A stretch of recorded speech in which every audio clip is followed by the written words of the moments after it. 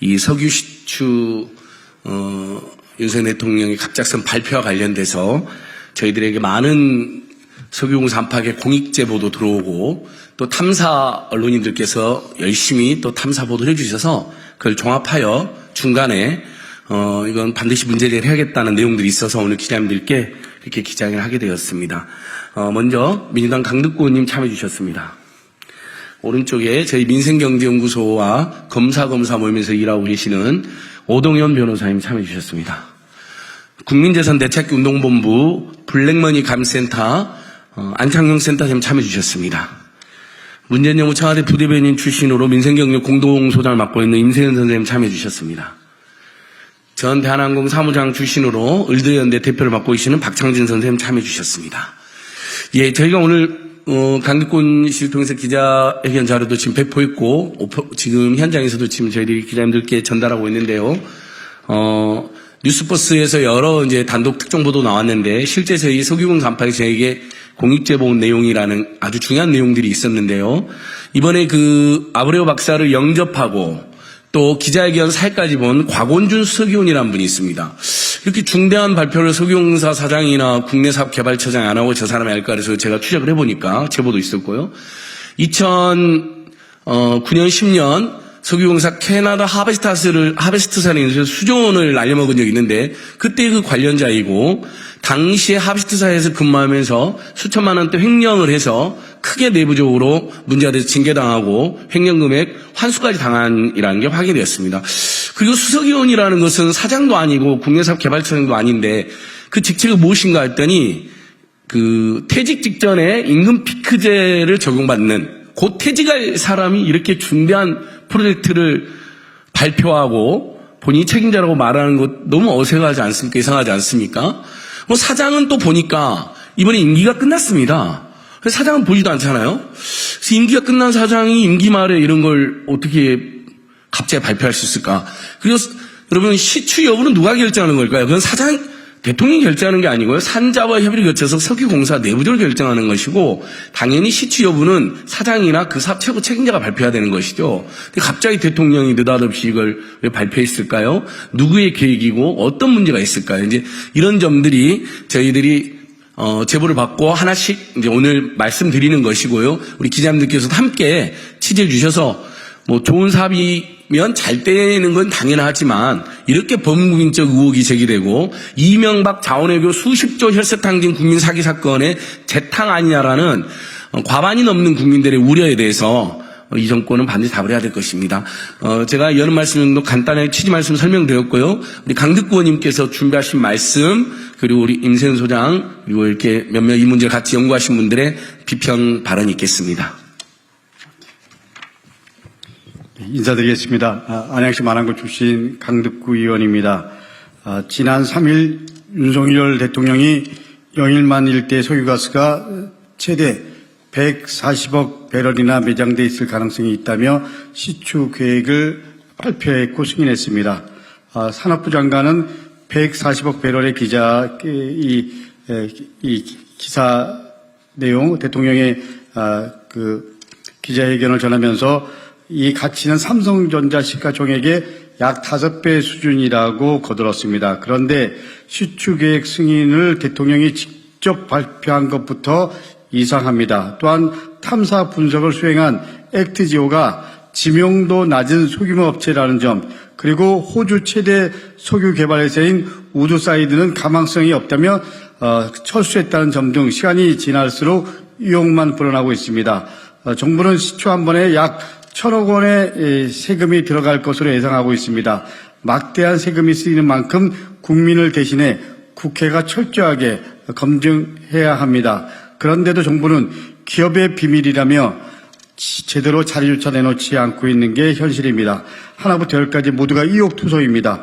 조금 전에 우리 안진걸 소장님이 말씀한 대로 이명박 정권의 자원외교 2라는 그런 목소리도 점점 커지고 있습니다. 윤석열 대통령이 직접 발표했으니 윤석열 대통령이 직접 해명해야 됩니다. 가장 중요한 것은 대통령이 발표하는 과정에서 누가 어떤 역할을 했냐라는 것입니다.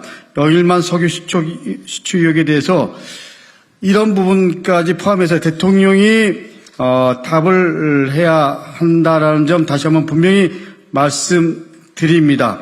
윤석열 대통령의 발표 이후에 온 나라가 산유국의 한상으로 떠들썩합니다. 그러는 사이 해병대원 특검법은 잊혀지고 있습니다. 윤석열 정권에 경고합니다. 산유국이라는 환상으로 해병대원 순직 사건 수사 애압의 진실을 가릴 수 없습니다. 국민의 눈과 귀를 가리려고 어떤 작태를 쓰더라도 그것은 윤석열 정권의 얄팍한 꼼수가 될 수밖에 없음을 분명히 밝혀둡니다. 더불어 22대 국회에서 해병대 특검 법안을 반드시 통과시키겠습니다. 그래서 해병대원 순직 사건 수사 외압의 진실을 밝혀내겠습니다. 감사합니다. 예, 강력본인 감사합니다. 저희에게 공익제보 내용 중에는 석유공사 사장이 6월 5일 날 사내에 공지한 글도 있습니다. 거기 보면 석유공사 사장은 숫자보다는 가능성이라고 언급을 합니다. 윤석열이 말한 140억 배럴을 전혀 언급하지 않습니다. 오히려 1TCF 조입방미트 단인데요. 그곳은 현재 저희가 파악을 해보니까 석유공사가 사장이 올린 1TCF는 동해가스전, 프로젝트 목표했던 동해가스전 4배 규모인데 윤석열 대통령은 140억 배럴, 동해가스는 300배 규모라고 완전한 뻥튀기를 한 것입니다. 이 부분은 기자님들께서 추가 취재 꼭 해주셨으면 좋겠습니다. 제가 석유공사 사장이 산에 올린 해명글을 직접 입수했기 때문에 거기에 윤석열 대통령이 말한 140억 배럴이 아니라 1TCF, 훨씬 그 규모가 작은 것만 언급하고 있고 그것마저도 숫자보다는 가능성에 주목해서 일을 하자라고 직원들에게 뒤늦게 해명을 하고 지금 석유공사 내부에서도 많은 직원들이 이러다가 석유공사 2010년도에 자원외교 사기 사건 첫 번째 이번에 뻥튀기 의혹으로 2번 문 닫는 거 아니야라는 우려까지 지금 확산되고 있다는 제보도 저에게 접수되어 있습니다. 예, 이어서 우리 임세은 민생용 공동소장께서 발언하시겠습니다. 네, 안녕하세요. 전 민생용연구소 공동소장 임세은입니다. 보도를 통해서 지금 원유 관련된 시추나 이런 여러 가지 문제점에 대해서 다 잘 알고 계시다고 생각하고 저는 이제 국민들이 궁금해하고 납득이 안 되는 그런 지점이 있습니다. 그것에 대해서 한 3가지만 좀 질문을 드리고 싶은데요. 첫 번째로는 그 액트지오라는 회사는 도대체 어떤 회사인가? 혹은 누가 관련이 있거나 어느 것과 관련이 있나에 대해서 궁금합니다. 왜냐하면은 그냥 일반적인 국가 산업을 진행하기 위해서는 조달청이나 이런 여러 가지 절차들이 있습니다. 그런데 과연 이 액트지오라는 회사는 무슨 자격과 무슨 조건으로 심지어 이 시추 관련된 전문성이 그닥 밝혀지지도 않았고 오히려 직업교육이 주 특화되어 있는 회사입니다. 그런데 그 법인 자격도 상실한 채 4년간 체납됐던 그러한 회사가 무슨 자격과 근거로 이번에 그 70억 가량의 컨설팅을 수주했으며 그 이후에 나올 수십억 원, 아니 수백억 원 혹은 조 단위의 그런 사업을 함께 진행을 합니까? 도대체 이 회사는 뭔가요? 누구랑 관련이 있습니까? 저 이 질문을 안 드릴 수가 없습니다. 정상적인 입찰 진행 상황이라면 도저히 납득할 수 없는 자격을 갖추지 않은 회사가 이런 막대한 프로젝트에 참여를 했다는 것입니다. 자, 두 번째로는 지금 액트지오가 자신있게, 그것도 자신있게 얘기 못합니다. 유망 구조라는 희한하게 듣도 보도 못한 이야기를 통해서 우리 그 영일만 앞바다에 석유가 매장이 140억 배럴가량 많게는 있다고 하는데요. 그러면 무슨 근거로 그렇게 추정을 하는 겁니까? 그분들도 정확히 이야기를 못합니다. 단순히 영업 기밀이다라고 이야기를 하는데요. 이렇게 시추를 한다고 우리가 채산성이 생겨서 그 원유를 바로 사용할 수도 없는 상황입니다. 그런데 20%의 근거는 어디서 나왔습니까? 그리고 우드사이드에서 15년 가량을 연구하고 조사했던 그러한 것을 반박 가능합니까? 액트지오가요?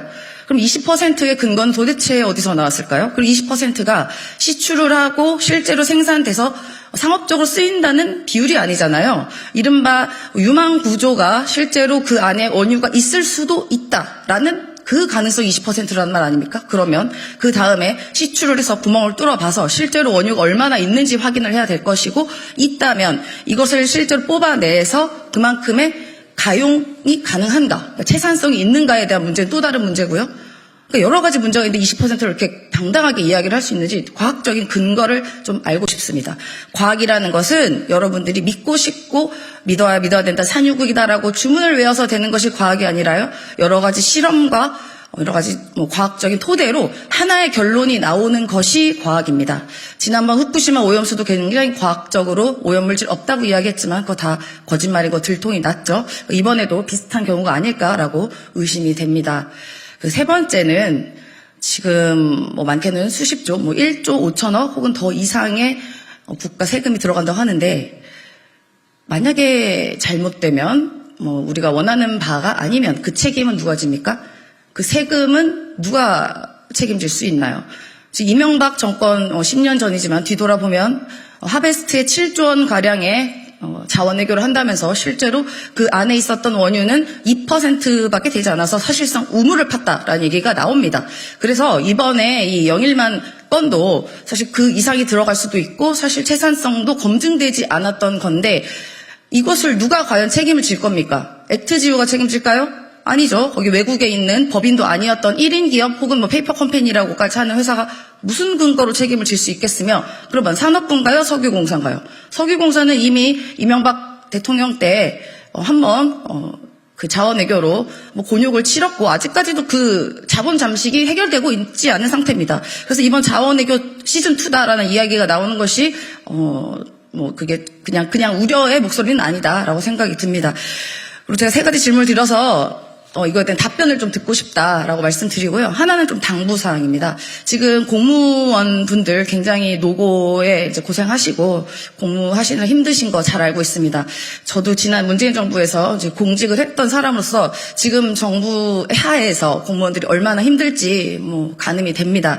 하나 당부드리고 싶은 것은 지금 양평고속도로 관련해서도 노선이 갑자기 과학적 근거 없이 김건희 씨 일가로 추정되는 땅 쪽으로 바뀐 근거 전혀 제시 못하고 있고요. 아까 말씀드린 후쿠시마 오염수도 마찬가지고요. 최해병 관련해서도 여러 가지 은폐 의혹 있는 것도 마찬가지고, 이번에 영일만 사건도 여러 가지로 공무원들이 어느 단계에서는 분명히 일을 할 것입니다. 처리를 할 것인데요. 반드시 기록을 남겨놓으시라라고 말씀드립니다. 네, 인생소양 고맙습니다. 이어서 을들의 연대 박창진 대표님께서 발언해 주시겠습니다.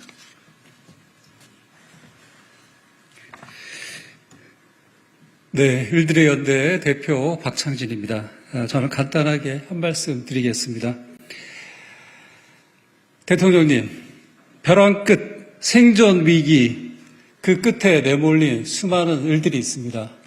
코로나 그 긴 기간 이후에 불어닥친 고물가, 그 고물가에 파고를 넘지 못하고 있는 수많은 인생의 문제가 있습니다. 삽질 그만하시고 진짜 삽들어야 할 곳에 삽을 들어주십시오. 민생을 돌봐주십시오. 이상입니다. 네, 서민들을 위해서 이자 탕감이나 1인당 25만 원의 민생정부는 절대 안 낸다고 하던 자들이 근거도 불확실하고 시점도 도저히 앞도할 수 없는 1인 기업에 갑자기 발표를 믿고 무려 최소 5천억 이상이 들어가는 시추를 강행했다고 하니 곳곳에서 어떻게 이럴 수가 있느냐라는 지적과 규탄이 쏟아지는 것 같습니다. 이렇게 이명박 정권 때부터 이렇게 해외에서 혈세가 탕진되는 것, 또 외국인들과 연계해서 우리 국민들의 소중한 돈이 이렇게 횡령되고 빼돌려지는 문제를 감시해온 국민재산 되찾기 운동본부 블랙머니 감시센터 안창용 센터장께서 한 말씀 하시겠습니다. 네, 안녕하십니까. 국민재산 되찾기 운동본부에 있고요. 블랙머니 검은동 감시센터 센터장 역할도 하고 있습니다. 저는 국내 최대 규모 역외탈세 사건의 공익 내부 제보자입니다. 이 사건은 공교롭게도 이번에 법사위에 배정이 되신 이성윤 의원과 정점식 의원이 각자 양 사이드에서 역외탈세다 아니다를 공방을 하고 지원했던 그런 사건입니다. 이성윤 당시 중앙지검 금융조세 2부장께서는 역외탈세로 기소를 해가지고서 지금까지 대법원 재판에 이르게 하고 있고요. 정점식 의원은 그 부분을 로비스트가 돼서 막았던 분이 됐습니다. 제가 그 역외탈세 공익 내부 제보자의 당사자로서 참 아이러니한 상황을 갖고 오늘 그 영일만 동해 심해 유전에 대한 시추에 대한 부분을 역외탈세와 관련된 또 국민들의 우려, 시각 이런 것들을 좀 짚어보려고 합니다. 만약에 지금 많은 분들이 이렇게 말씀하시죠. 대통령이 우리나라에 이만한 140억 배럴에 해당되는 원유가 있습니다라고 발표를 했을 때 왜 국민들이 환호성을 지르지 않을까? 외신에서도 궁금해하고 당사자들도 궁금해한다 그럽니다. 하지만 한국 석유공사에 근무하는 임직원들도 환호를 지르지 않았고 이 부분을 잘 알고 있어야 되는 많은 사람들이 아무도 이 내용을 모르고 들었습니다. 즉 이 정부가 공정과 상식에 의해 가지고서 정권을 해 나가겠다라고 했을 때 그 공정과 상식 부분이 사실은 다 무너진 거죠.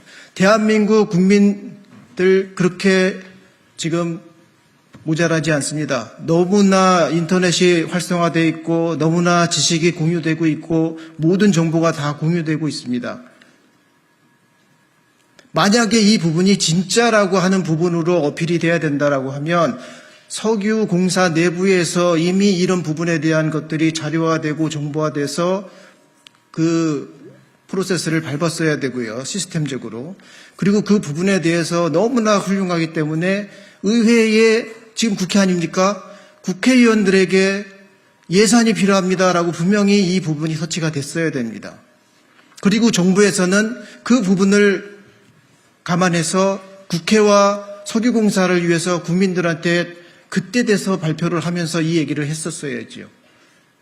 전혀 시기적으로나 방법적으로나 디테일에서 프로세스 시스템 다 무너진 상태에서 나온 얘기가 됐습니다.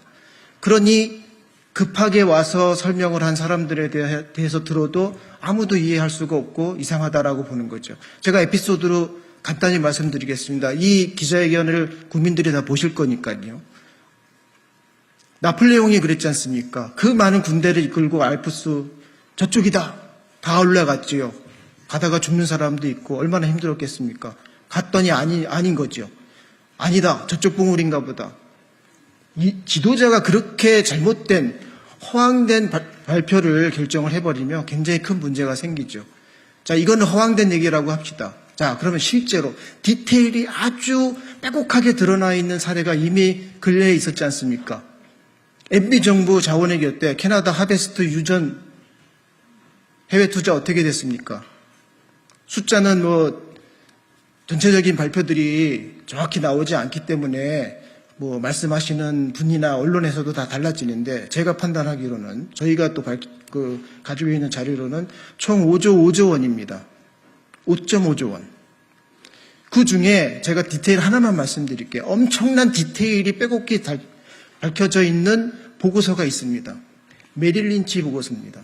거기에 유전의 가치가 3조다. 그래서 2조에 삽니다.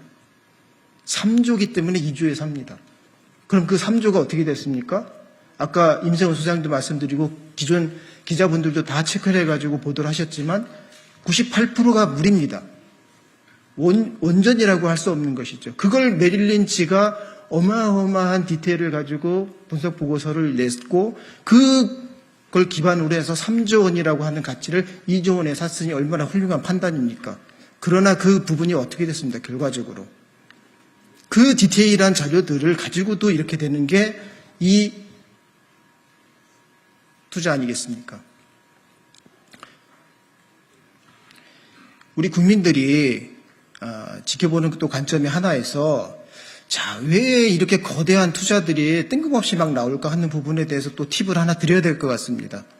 자, 우리나라의 저축은행 사태가 한두 개가 아니었죠. 엄청난 저축은행 사태들이 벌어졌습니다.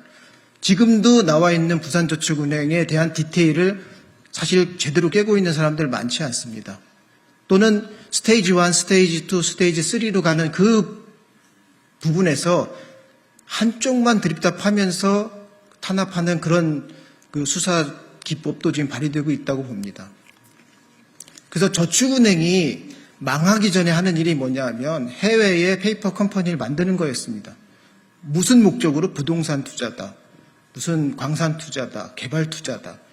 그 저축은행이 다 돈을 해외로 그 명목으로 디테일한 페이퍼를 만들어 가가지고 내보낸 후에 다 도산돼 버리는 겁니다. 그리고 그 돈은 찾을 수가 없습니다.